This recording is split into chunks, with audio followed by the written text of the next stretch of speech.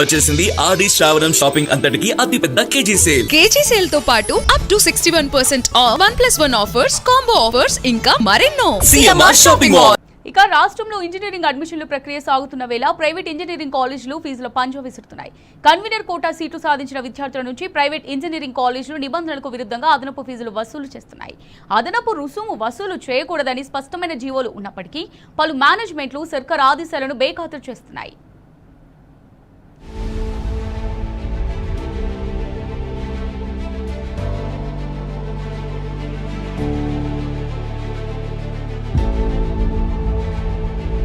Private engineering కాలేజీలు విద్యార్థుల నుంచి అక్రమ ఫీజుల వసూళ్లకు తెరలేపాయి.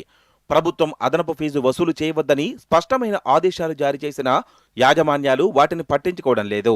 అడ్మిషన్ కోసం వచ్చే ప్రతి విద్యార్థి నుంచి కనీసంగా 20,000 నుంచి గరిష్టంగా 50,000 వరకు ముక్కుపిండి వసూలు చేస్తున్నాయి.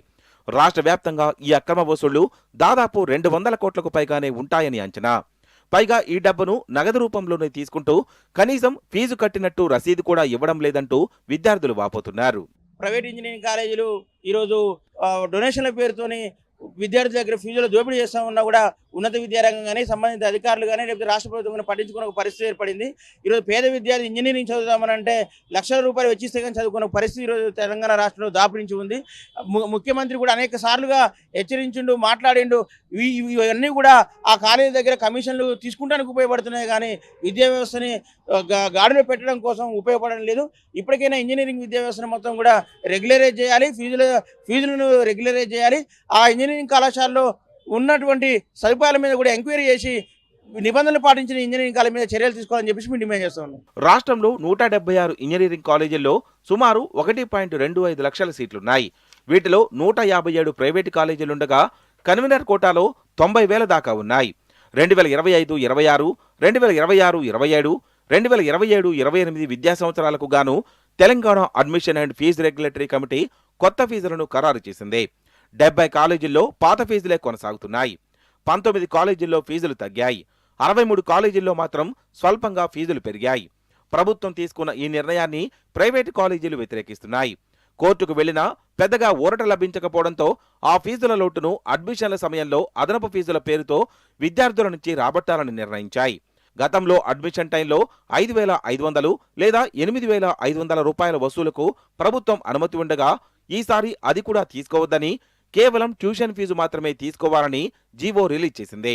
అయినా సరే కాలేజీలు ఏమాత్రం వెనక్కి తగ్గకుండా library, lab fee, admission fee, career development ఛార్జీలు, యూనిఫామ్, జేఎన్టీయూ ఓయూ ఫీజులు, NBA special fee, training and placement ఫీజుల పేరుతో విద్యార్థులపై భారీగా భారం వేస్తున్నాయి. ఫీజులు కట్టకపోతే సీట్ క్యాన్సిల్ అవుతుందని బెదిరిస్తూ అడ్మిషన్ సమయంలోనే వసూలు చేస్తున్నాయి.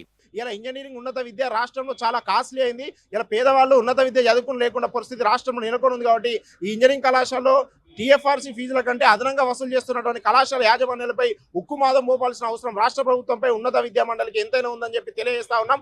అదే కాకుండా ఉన్నత విద్యా మండలి ఇలా ఫీజు రెగ్యులేషన్ కమిటీ వారు ఆయా కళాశాల తనిఖీలో వెళ్ళినప్పుడు కేవలం మేము ఈ ఫీజులు తీసుకుంటున్నా మాత్రమే చెప్తా ఉన్నారు తప్ప అని ఇలా తనిఖీల అనంతరం చేస్తున్న ఇష్టానుసార వసూళ్లపై వెంటనే ఉక్కుమాదం మోపి నిబంధనల విరుద్ధంగా ఇష్టానుసారంగా ఫీజులు వసూలు చేస్తున్న ప్రైవేట్ ఇంజనీరింగ్ కళాశాలని సీజ్ చేయాలని మేము డిమాండ్ చేస్తా ఉన్నాం. ప్రైవేట్ ఇంజనీరింగ్ కాలేజీల్లో ఉండే ల్యాబులు, లైబ్రరీ, స్టూడెంట్లకు ఇచ్చే ట్రైనింగు, ప్లేస్మెంట్లు తదితర సదుపాయాలన్నింటినీ పరిగణలోకి తీసుకున్న తర్వాతే టీఏఎఫ్ఆర్సీ ట్యూషన్ ఫీజును ఖరారు చేసింది. న్యాక్, ఎన్బీఏ గుర్తింపులకు తగ్గట్టుగానే ఫీజుల పెంపు ఉంటుంది. అంటే విద్యార్థులు చెల్లించే ట్యూషన్ ఫీజులోనే ఈ వసతుల ఛార్జీలన్నీ కలిసి ఉంటాయి. కానీ ప్రైవేటు కాలేజీలు ఈ విషయాన్ని దాచిపెట్టి మళ్లీ అవే పేర్లతో విడివిడిగా ₹1,000 దండుకుంటున్నాయి.